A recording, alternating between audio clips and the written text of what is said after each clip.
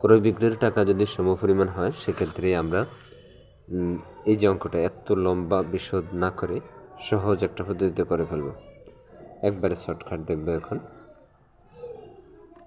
যেমন ক্রয় বিয়োগ বিক্রয় ভাগ বিক্রয় গুণ 100।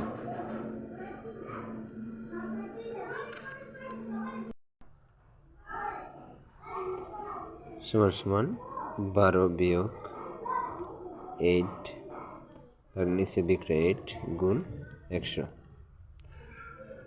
এরপরের ধাপে আমরা যদি দেখি,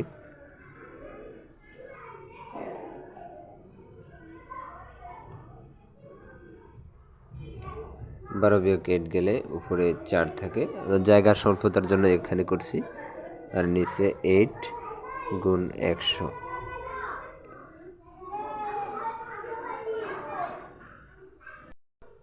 আমরা সূত্র যেহেতু জানো এখন শুধু অঙ্কটা করে দেব।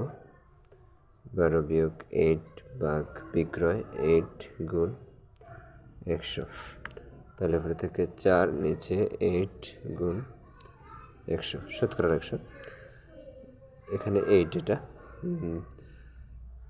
4 দুগুণে 8 4 25 100 2 কে 2 দুগুণে 4 25 দুগুণে 50 অ্যান্সার। এই যে অ্যান্সার 50। এটা কত বিশাল কাজ করছে অথচ সংক্ষেপে শেষ।